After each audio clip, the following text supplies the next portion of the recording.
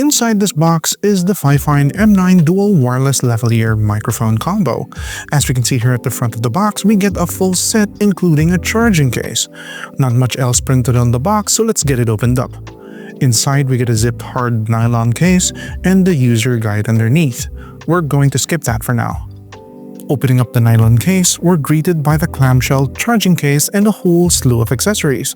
Let's check those out first. First we get is a USB-A to USB-C charging cable for the case. It's pretty short, but that shouldn't matter much. Then at the net pouch, we get a few more accessories. We get two dead cat windscreens and a baggie of cables, two 3.5mm TRS to TRRS interconnects to hook it up to recorders, as well as a USB-C to TRS interconnect for if you want to record straight to a USB-C device. Alright, that's everything in the box. Time to check out the Fifine M9. But before we continue with the video, let's keep the lights on here in the studio. This video is brought to you by Sneak Attack Design Lab. They're a clothing company that specializes in technical fashion, more commonly known as techwear, and you can see me in their clothes in most of my videos. I've been supporting their brand ever since I met them back in 2019, and now they're returning the favor.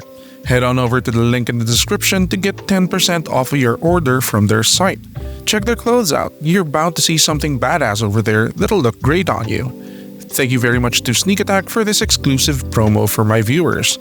Now, back to the video. As we can see, the case for the Fifine M9 is huge by wireless lavalier standards. Here it is beside my Hollyland Lark A1 and my JBL Endurance Race TWS earphones. The M9 absolutely dwarfs them. It has this nice grippy texture at the exterior, 4 LED indicator lights at the front, and a USB-C charging port at the back. Upon opening it up, we can see the entire combo chilling in their charging cradles. Let's disturb their sleep and take them out of the case. Starting with the receiver, it's of a square shape with the same kind of grippy texture at the front, entirely plastic. At the top, we see light-up indicators for power, connection, mute/solo, and gain indicators for both A and B mics.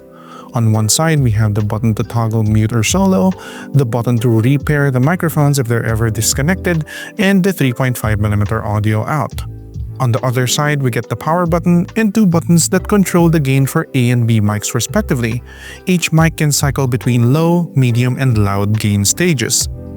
At the other side, we get the USB-C data and charging port. Do note that this receiver can output via the 3.5mm jack at the side or out this USB-C port. So if you want to monitor your audio while still outputting to your recording device, use this port for the recorder and use your monitoring device at the 3.5mm out port at the side. Also, the USB-C port is flanked by two copper pogo pads that connect to the case for charging. At the back, we get a clip with spikes on it so it can securely latch onto soft materials and fabrics. And of course, the size of the clip allows it to dock into hot or cold shoe mounts. It's pretty nice.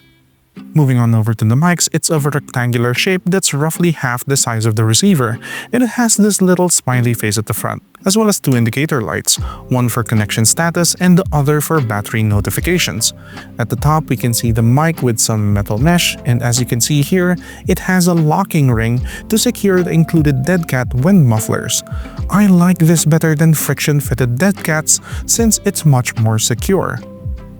On one side, we get buttons, one to toggle noise cancellation and the other for pairing, and on the other side, we get a power button. At the bottom, we get the USB-C power port that's flanked with copper pogo pads for case charging, and at the back, we get the same spike clip like the receiver, still compatible with hot and cold shoe mounts, of course.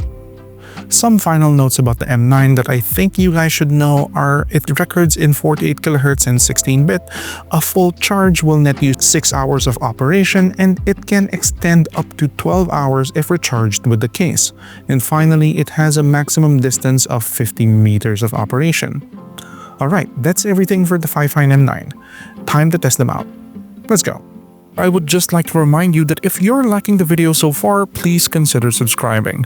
Less than 1% of the people watching my videos are subscribed to the channel. Subscribing is free and greatly helps me in continuously creating content for this channel, and of course, is always greatly appreciated. Now, back to the video. The first test for the Fifine M9 is the one that I've been doing since the start of this video. The voiceover that you're hearing right now was recorded entirely on the Fifine M9. Well, yes, it's a given that I've done my usual audio processing on this like I do with all of my voiceovers, but here's how it sounds without any processing. I dare say it sounds pretty good, and it's definitely entirely usable for production use. I say this passes with flying colors.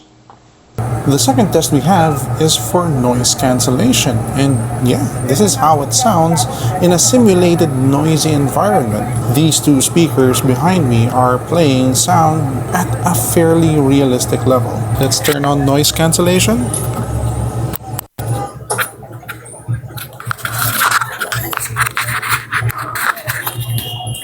And yeah, this is how it sounds with noise cancellation turned on. The car in the background just started like pressing the horn really loud. Yeah, I hope it's working because I'm going to have to turn off this recording soon because it's going to wake up the people in the next room. Listening back to the recording, I can say that the noise cancellation is a bit too aggressive for my taste, but it certainly does work. It could do with a little bit of turning down, especially in the mids, but for most intents and purposes, this is definitely usable audio. Good job, Fifine. So, what do we think about the Fifine M9? Oh, I'm very impressed with this combo for sure. Coming in at 3,697 Philippine pesos or $73 globally, it's definitely a steal when you consider that it's cheaper than the Hollyland Lark A1, a direct competitor that I recently did a video about as well. It delivers comparable sound in almost the same amount of runtime, and of course, it's already a complete combo with 2 mics included. On top of that, you get more accessories even though it's missing a USB-C to USB-C cable that allows you to record directly to phones with the USB-C port, and you also get the capability to monitor your recording. But with that said, you are missing out on some things.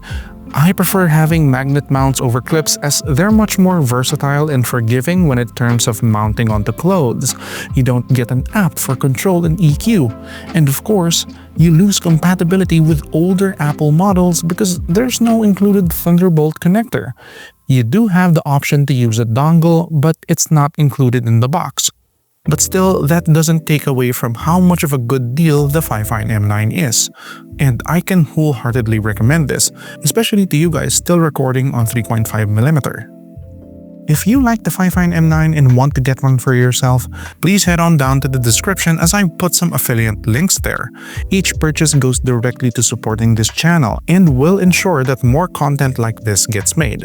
While you're there, comment your thoughts, give this video a like, and subscribe to this channel. It helps out a lot. That's it. I'll see you guys next time. Bye.